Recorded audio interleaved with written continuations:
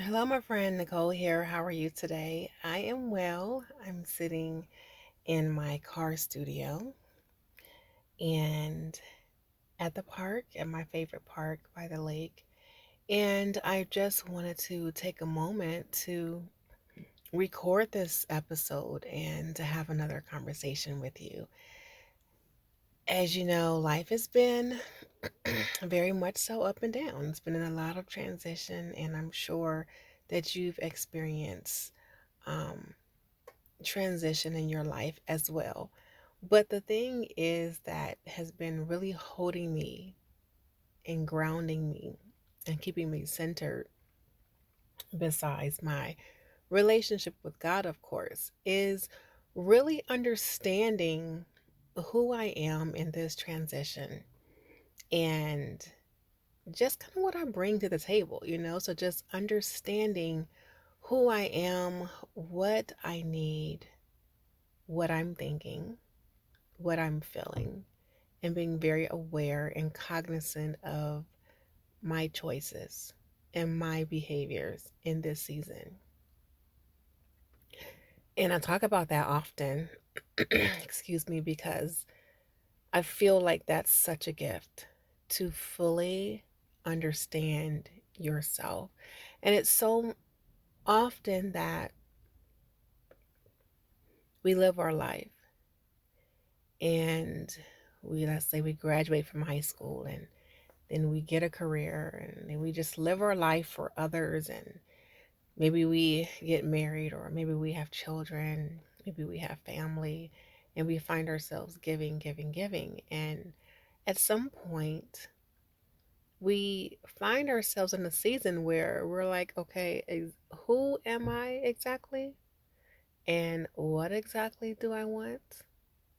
What do I really want to think? And how do I truly want to live? I had a client who was very successful in her business, and she spent so many years serving her customers and serving her family. And now, in her midlife season, she's asking questions like, who am I really?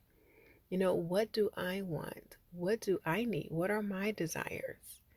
And I think that's so interesting that we find ourselves here having done a lot in life, or having lived a full life, or having accomplished so much, but still very curious as to who we are from an internal view. And so these are thoughts that have been in my mind for a while. And as I move forward in these conversations and even in my personal work with journal coaching, I really want to focus on the question of who am I when I am fully myself? What does that look like? And that's the question I would love for you to answer as well. And just understanding that self awareness is such a powerful tool to have at our disposal, to be able to stop and identify our needs and our values and our desires, and what it is that we need right now in this moment, and being able to serve that need. And it all begins with self-reflection. So taking time to pause, to tap out, to stop for a minute, to breathe deeply, and to ask ourselves, am I myself right now? Am I my most full self in this moment? Am I bringing my fullness into this moment? Am I being present? Do I understand my needs right now?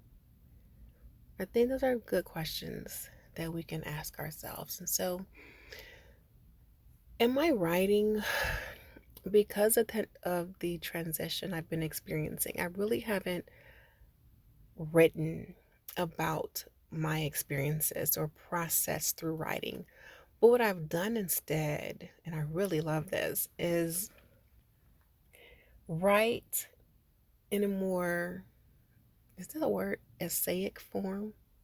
So, writing in the form of essay, not necessarily about my situation or processing what I'm going through in my personal journey, but recognizing what my journey entails in relationship to the world around me. And so, understanding that the questions I'm asking myself, that maybe you're asking the same questions. The journey I'm on, the growth I'm experiencing, maybe you're experiencing the same, because we understand that our lives are not meant to be hid. We don't live unto ourselves, right? And so what we do impacts other people. And we all essentially share the same story. The story just may have different details. And that's kind of the conclusion I've drawn over the last few years, that we all basically have the same story, just different experiences, different details.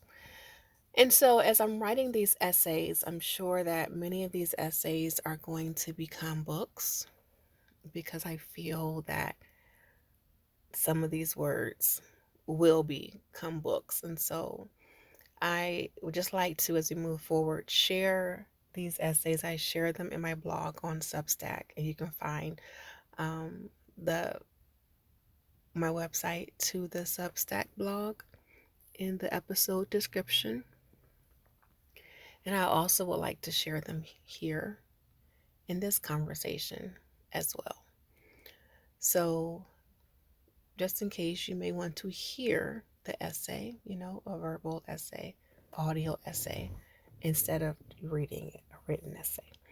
So, the words I'm going to share today is a little bit about my story and just some observations from the last couple of months.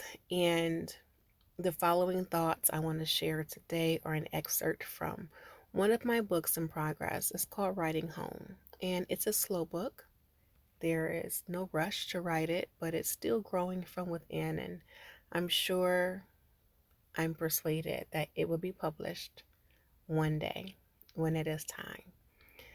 So, the topic of this conversation, and I hope that you are able to be nourished by it in some way, and that you'll continue the conversation with me. You can feel free to add a comment below if you're listening on Spotify, and if not, you can reach out to me at the Journal Coaching Co. on Instagram and send me a direct message. That's how many of you all communicate with me, and I love that. So feel free to send me a direct message, and we can continue the conversation. Again, that information will be shared in the episode description. So when we know ourselves more fully, everything seems to fall into place in a way that feels more meaningful. And it's not about figuring out what we like or don't like, or what we're good at. It's really about understanding who we are deep down, our values, our beliefs, what drives us, and why we make the choices that we do. And once we reach that level of self awareness, then we can live with more clarity and intention. It's like everything starts to align and life feels less chaotic and more purposeful. You know how sometimes we make decisions based on what we think we quote unquote should do rather than what we actually want? We're all guilty of that. I know I am, but it's so easy to get caught up in other people's expectations or what society tells us is the right path. But when we really know ourselves, we start making decisions that truly resonate with us. We stop living for others in that regard and start living with personal intention. And that's when life becomes more fulfilling. There's a greater sense of peace that comes with making choices that are in line with who we really are, instead of just going through the motions to please others. And this kind of alignment doesn't just affect how we feel about our own lives, it also transforms our relationships. So, as I said earlier, we don't live unto ourselves. When we change, when we grow, when we become more aware, that directly impacts and affects those that we're connected to. When we fully know ourselves, we begin to communicate more openly and honestly with the people around us. We're better at expressing what we need and setting boundaries and really listening to others without letting our own issues get in the way. It just makes our relationships deeper and more meaningful, whether it's family, friends, or colleagues. It really brings more meaning into those relationships. Now, on the flip side, when we don't have that self awareness, it's easy to project our insecurities and our fears onto others, and we might misunderstand each other or get into unnecessary conflicts because we're not dealing with our own unresolved issues. But when we understand ourselves better, we begin to take responsibility for our feelings and our actions, and that naturally leads to healthier and more supportive relationships. We can also become more empathetic because we recognize that everyone else is dealing with their own personal struggles too. I love to say it's not all about me. I tell my sons that it is not all about you, babe. Because as I get older, when I was younger, oh, I did think it was all about me. That's human nature to think that it's all about us. But as I get older, as I become more aware of myself internally and how I interact with the world externally, I'm realizing that no, really, it isn't all about me. And I'm able to recognize, as I just said, that other people have struggles too. And everyone is going through their thing. When we fully know ourselves, we start setting goals that actually matter to us. It's so easy to chase after things that look good on paper, a certain job, a specific lifestyle, without really thinking about whether they're what we truly want. But when we're in tune with ourselves, we start setting goals that feel meaningful and purposeful, not just ones that check off a box or meet someone else's expectations. And honestly, that makes achieving those goals so much more satisfying because they're aligned with our true desires. Have you ever asked yourself why you are not focused enough to accomplish your goals? I know in my past, there's so many goals I have not achieved. And they seem like they matter so much. They mattered so much at that time. Well, when I look back at those goals were not aligned with my values, my desires, and my needs. They were aligned with someone else's expectations, someone else's values, someone else's desires, someone else's needs. And so if you find that you're unable to accomplish your goals and you're asking yourself, why can't I get these goals accomplished? Why can't I just focus on just accomplishing this? Well, ask yourself, are these my goals? Do they align with who I am, with what I need? And if they aren't, that could be a reason why you really haven't had the motivation to accomplish them. And if they are, then you have to figure out, how do you solve the problem? How do you accomplish the goal? And we'll talk about that later. So when we fully know ourselves, we can learn how to handle our challenges in more supportive ways. Life is full of ups and downs, and it's easy to lose ourselves when things get tough. But when we have a strong sense of who we are, we can face those challenges with more resilience. We know what we stand for, what's important to us, and what we're capable of. And that resilience helps us get through tough times and come out stronger on the other side. Now, of course, we know that getting to know ourselves more fully isn't something that happens overnight. It's a journey. It takes time, curiosity, and a willingness to dig deep, even when it's uncomfortable. And that's key because you have to be willing before you're able to understand yourself. And it does get uncomfortable at times. That's why journaling is such a great way to explore your thoughts and feelings and track your growth. And I know that you're here on this podcast, you may read my Substack blog. So I know that you love the idea of reflecting. You love thinking about yourself and you love personal growth and developing and so forth. And so journaling with more intention may be something worth trying more consistently in your life if it hasn't become a consistent practice for you yet. And there are some questions at the end of this conversation that will help you begin to really apply these words to your life in your journaling practice. It's also helpful to get feedback from others, practice mindfulness, and make time for daily reflection. Again, these are great ways to begin to explore your thoughts, feelings, track your growth, and just to become more fully knowing of yourself.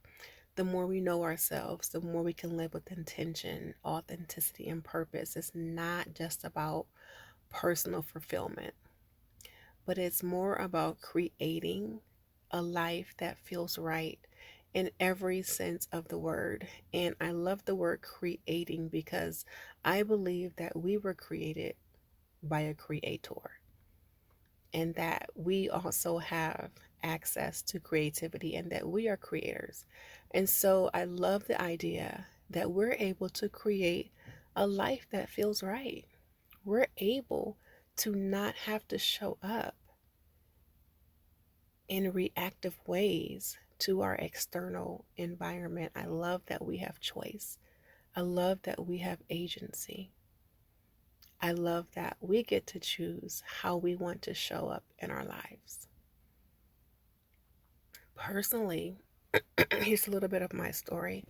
I've found such a freedom in knowing myself more fully, in choosing to live more fully. And here's what I mean. So, for much of my life, I was living on autopilot. And I'm sure you know that feeling, just going through the motions, reacting to whatever life throws at you instead of actively engaging with it. And I was caught up in responding to external demands and expectations and the never ending checklist of tasks that seemed to define my worth. Like, I was so excited. I remember one time I had 30 things on my list. And I called a friend because I just felt like the more you had on your list, just the more about it you were. Like, I just thought I had so much business, and we would compare how much we had to do with each other. And I just felt like I had 30 things and I was just doing the most. Well, I really was doing the most, and it didn't get me anywhere but sick. But it was like I was constantly in the state of reactivity, like driven by this need to prove myself, to do more, and to be more. But the truth is, living this way left me feeling drained, sick, literally, and disconnected from who I truly am. And I was letting identity markers like job titles, roles, and the opinions of others define me. So these external labels box me in, telling me who I should be and how I should live. And I was constantly chasing after perfection, control, and approval, yet I never felt like I was enough. And the turning point came when I decided to release these externally imposed roles and identity markers. And I realized that true freedom comes from within, from choosing to live in alignment with my own values and purpose and intentions. And I started to prioritize peace and calm over the chaos of trying to control everything. Instead of striving for perfection or succumbing to imposter syndrome and toxic productivity, I began to embrace who I am created to be, flaws and all. And letting go of the need for others to validate me was a huge shift. I stopped worrying so much about what people thought of me and started focusing on what truly mattered to me. And this shift allowed me to step into a space of authenticity where I could express myself fully and freely. And I began to choose calm over chaos and purpose over pressure and intention over mere activity. So, in this new way of living,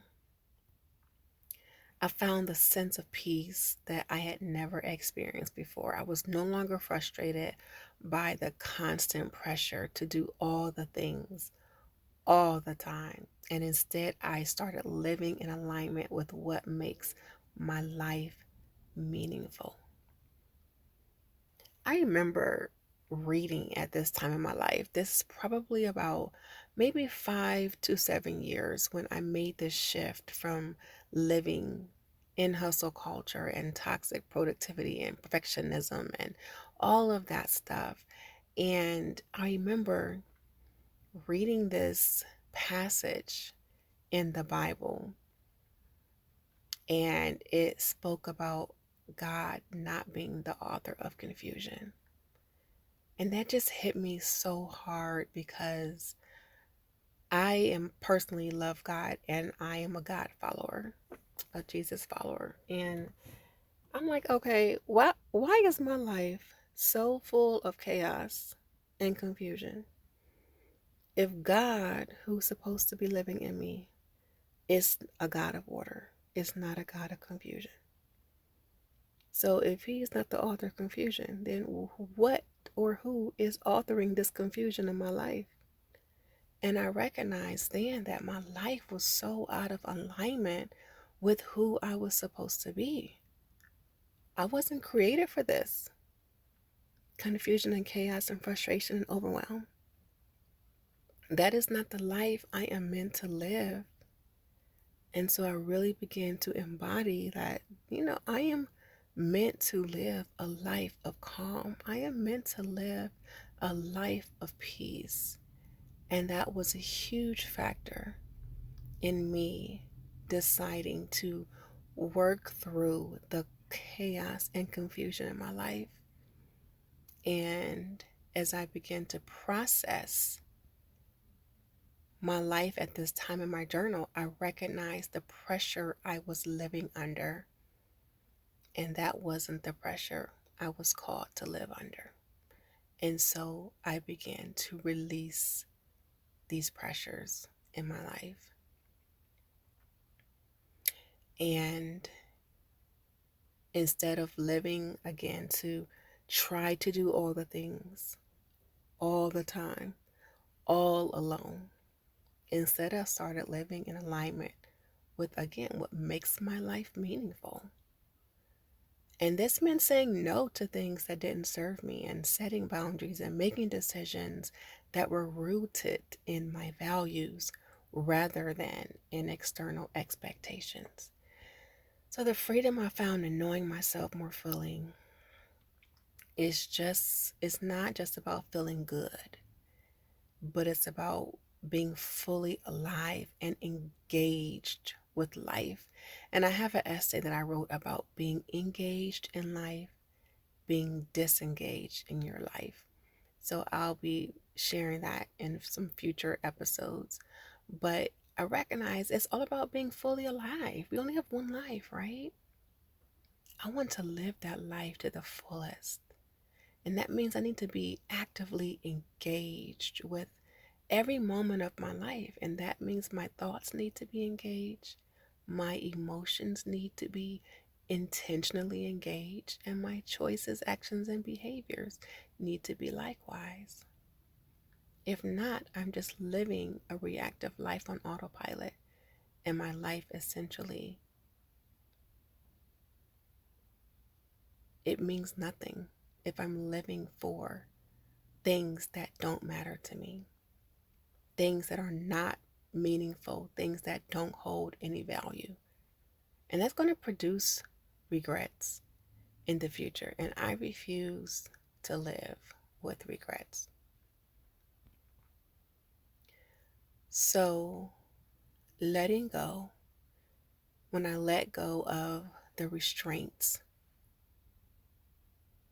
of other people, see, it became about, my life became about creating this life that reflects who I truly am, rather than reacting to what others expected me to be. So, by letting go of the restraints of other people's opinions, I discovered the joy of living authentically with a sense of purpose and intention.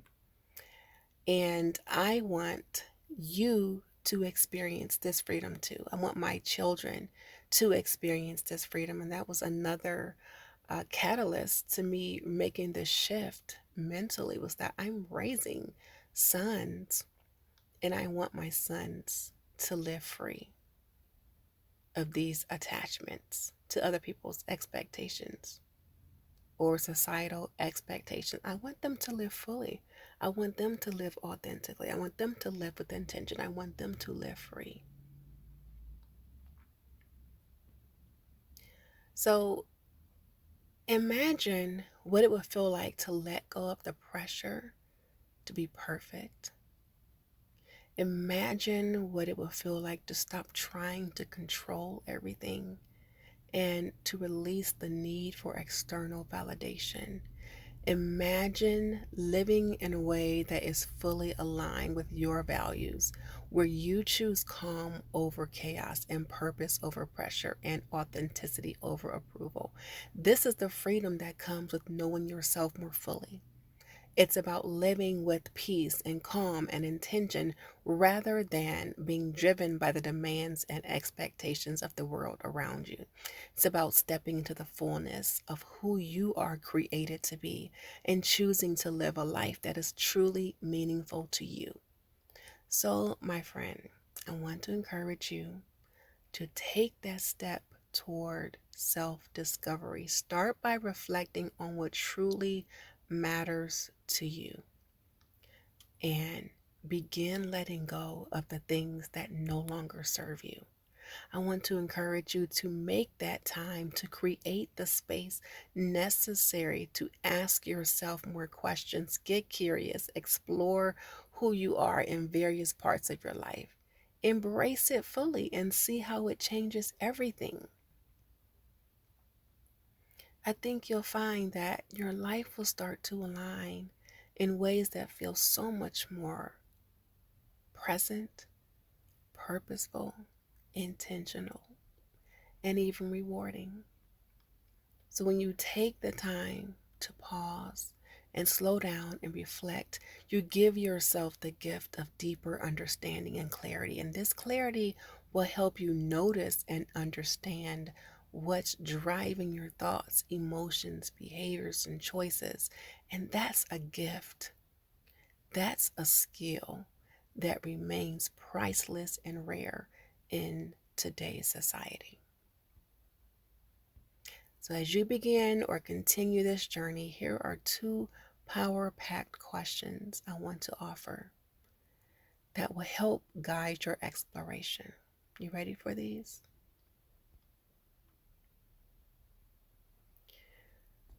Question number one: in what areas of my life am I feeling resistance or discomfort? And what might that be telling me about changes I need to make? Here it is again. In what areas of your life are you feeling resistance or discomfort? And what might that be telling you about the changes you need to make? And I love this question so much because so many times we try to resist discomfort, but when you're feeling uncomfortable in your life, that's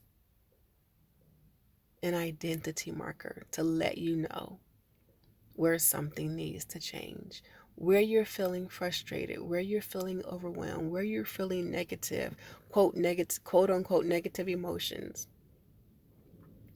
where you are feeling discomfort. That is an area where you need to get more curious and ask yourself, why am I feeling this? What is this trying to tell me? What are these emotions trying to tell me? And what changes do I need to make in these areas of my life? Here's question number 2.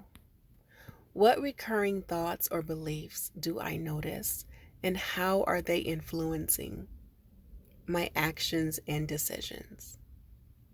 What recurring thoughts or beliefs do you notice, and how are they influencing your actions and decisions?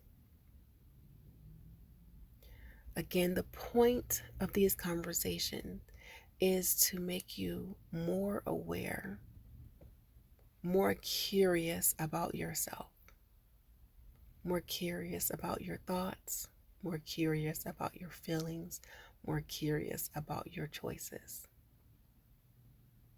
And that enhances your self-awareness. That hones your self-awareness skill, which is very important. And so in this question, you're noticing your thoughts. You're noticing your feelings. You're noticing your beliefs, but you're not just noticing them. You're asking them. You're asking yourself, how are they influencing my actions and decisions?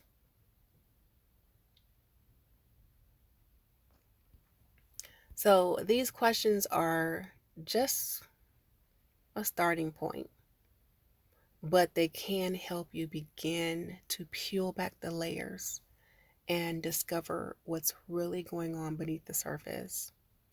And as you make time for regular reflection, you're going to start seeing patterns and gain insights and make more intentional choices that are aligned with what brings more value and meaning to your life.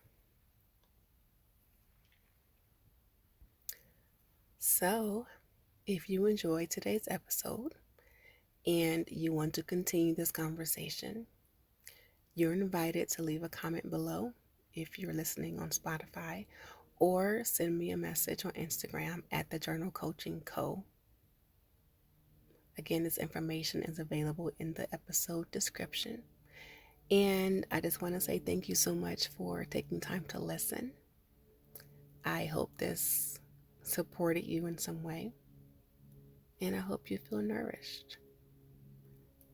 So, my friend, that's all I have for today. Take what you need